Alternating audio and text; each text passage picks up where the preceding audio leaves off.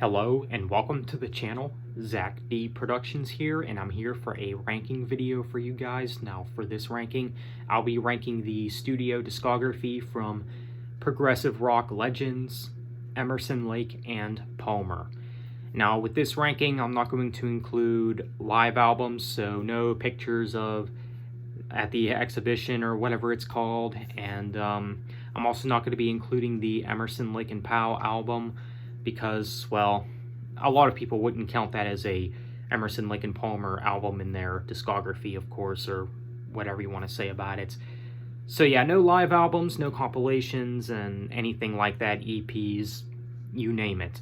We're just going to talk about the main studio albums from Emerson, Lake, and Palmer. We're going to go from worst to best, based on my opinion, from my least favorite to my favorite, of course. Now, keep in mind, the bottom two on this ranking, I actually don't own in my collection yet. I would like to get them at some point, but for right now, I just don't have them for the collection. And there's obviously a reason why I was not really in a hurry to get these albums, since the two that are at the bottom are my least favorites from the band. So let's go ahead and start off with what I have at last in the ranking. So last, I gotta go with their album, Love Beach, which I think is only okay. I mean, I don't think the album is as bad as some people make it out to be. I mean, yeah, it's definitely one of their weakest.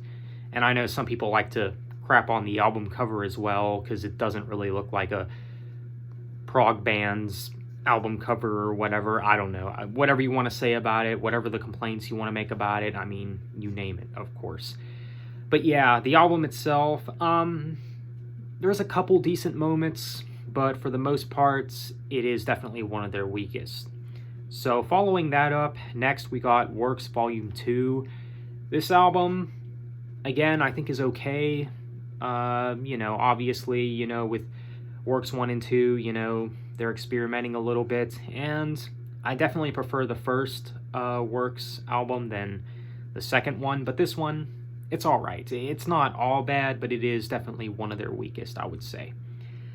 So let's go ahead and move on to what's next. Now, the rest of these I do have on CD. So next we got In the Hot Seat, which was their last studio album. And, this album I don't think is as bad as some people make it out to be either. There are some good songs on the album, like Hand of Truth, Hard on Ice, and Change. Those are pretty good songs. Some highlights for me on the album personally, but yeah, In the Hot Seat, yeah, it definitely sounds of its time, lots of keyboards and, kind of, I don't know what you want to call it, bluesy kind of stuff going on. I mean, it is a good album, though, but it's just not one of their best.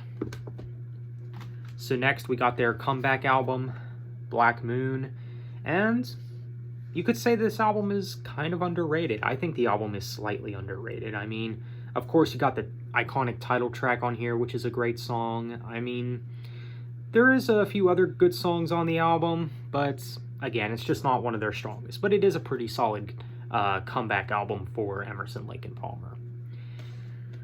So next, we got the first Works album, Volume 1. This album actually pleasantly surprised me, from what people have been saying about it. People were saying, oh, be careful when going into this album, you might not like it as much as, other albums, but, I think this album is actually pretty solid. I actually, enjoyed this album, more than I expected. I mean, there's, again, some experimentation going on in this album, and I really dig the song Pirates, the closing track, which is a 13-minute epic from this album, and it's just absolutely solid. And yeah, the experimentation, I think it works pretty well on this album. It works pretty well, see what I did there, but yeah, pretty strong album for the most part. So next we got their album Trilogy, which is of course one of their classics, and to be honest, the top 4 on this ranking could be interchangeable. I might have my days where my favorites change from this point on. You're just getting amazing material from the band. I mean, this album, it's definitely solid. I mean, it definitely is. Some people might even say it's their number 1, and that's something that I couldn't argue with. I mean, of course, you got the Endless, Enigma, Part 1 and 2, and of course From the Beginning, one of their best songs probably. The title track, Trilogy. I mean, come on. A lot of great stuff, a lot of classics. So, Trilogy. So here we are at the top 3. Now, this is where it does get really tough because, you know, my top 3 could be interchangeable. Like, maybe there will be days where my number 3 is my number 1, and there's also days where maybe my number 2 could be my number 1, and of course, vice versa. But for right now, I gotta go with this as my number 3. So at number 3, I gotta go with their album Tarkus, which is easily one of their best. Easily one of their best. I mean, this is definitely within the top 3 best albums from ELP. I mean, it does, of course, have the title track, the epic title track on here, which is definitely one of their best songs. The rest of the songs you really can't go wrong with either, but the title track is really what does it for me from this album. You know, obviously it takes up the majority of the album. It's an epic, and it's maybe my favorite of their epics. It probably is, I should say. But either way, very strong album, definitely a classic, and if you love progressive rock and haven't heard this album yet, you definitely need to check it out. So, next in the ranking, at number 2, we got their self-titled debut, Emerson, Lake and Palmer. Definitely a strong album, definitely a classic. Probably one of the greatest progressive rock debut albums of all time, maybe even the best. I don't know. Maybe I'll give that label to In the Court of the Crimson King or something, but this would definitely not be that far behind it. It definitely would not be. I mean, it would at least be in the top 3 of the best debut prog rock albums of all time. But either way, I really dig this album. It's easily one of their best. Of course, you got songs like The Barbarian, Take a Pebble, which is one of my favorite songs from the band, Knife Edge, which is pretty heavy for its time, and of course you got the classic Lucky Man on here, which is obviously an Emerson, Lake and Palmer classic. But either way, very strong album, and again, probably one of the best progressive rock debut albums of all time. It's just absolutely solid.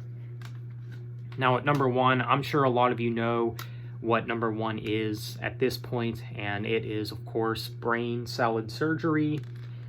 And I might even go as far to say that this is one of the greatest prog rock albums of all time. It's just that solid of an album. Really, I don't think you can go wrong with any of the songs on this album. I mean, this does have some of their best material, like Jerusalem, Still You Turn Me On, and of course, Carnival 9. But there's just a lot of solid stuff on this album. I mean, if you like your rock more proggy, more complex and psychedelic, you'll probably find something that you'll like from this. You'll probably very much enjoy this album if you dig that kind of stuff, of course. But to me, I think this is their best album, and I know a lot of people say that this is Emerson, Lake and Palmer's best album, and for good reason. I think it has some of their best work. Now, like I said, the top 3, maybe even top 4, could very well be interchangeable because, I mean, these first 4 albums are honestly some of the best stuff that you'll ever hear in prog rock, I think. And I think a lot of people would agree with that. For as long as I've been a fan of them, even though it hasn't been very long, this album here has always been my number 1. So Brain Salad Surgery is my number 1 favorite album from Emerson, Lake and Palmer. So let me know what you guys think. How would you rank the Emerson, Lake and Palmer discography? Feel free to let me know. Are you a fan of the band? I do realize that not a lot of my subscribers are a fan of Emerson, Lake and Palmer. They're definitely one of the first bands that come to mind when I think of bands that I think more of this generation should pay more attention to, because this band definitely does mean something to prog rock. So that's my ranking, so let me know what you guys think. Thanks for watching. Have a nice day, and take care.